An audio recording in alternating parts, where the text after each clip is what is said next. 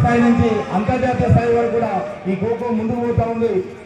మనము గత సంవత్సరం వరల్డ్ కప్ ను ఢిల్లీలో ప్రపంచంలో ఉన్నటువంటి 6 ఖండాలు నేషనల్ కప్ ను నిర్వహించుకున్నాము.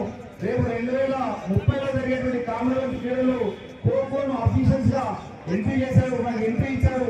భవిష్యత్తులో మనము ఒలింపిక్ లో కూడా ఆడేటువంటి అవకాశం మన ఖోఖో ప్రపంచంలో 72 దేశాలు ఆడేటువంటి అవకాశం కూడా ఈ ఖోఖో మన ఇండియా నుంచి కోచెస్ పంపించి ఖోఖో ఫెడరేషన్ ఆఫ్ ఇండియా వాళ్ళు దీనికోసం నిరంతరం కృషి చేస్తూ ఉన్నందుకు తెలంగాణ ఖోఖో సంఘం పక్షాన ఖోఖో ఫెడరేషన్ ఆఫ్ ఇండియాకు ధన్యవాదాలు తెలియజేస్తా ఉన్నాం. అలాగే రేపు జనవరి 11వ తారీఖు నుంచి 15వ తారీఖు వరకు సంక్రాంతి సెలవులలో రైల్వే గ్రౌండ్ కాజీపేటలో సీనియర్ నేషనల్ టోర్నమెంట్ ను మన తెలంగాణ రాష్ట్రంలో నిర్వహించబోతుంది సార్.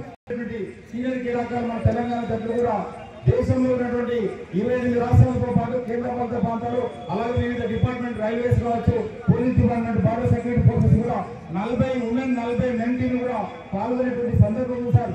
అలాంటి సందర్భంలో ఇక్కడి నుంచి ఒక గొప్ప టీంను ఎంపిక చేసి మన తెలంగాణ నుంచి ప్రాతినిధ్యం వహిస్తారని తెలియజేస్తున్నాం సార్.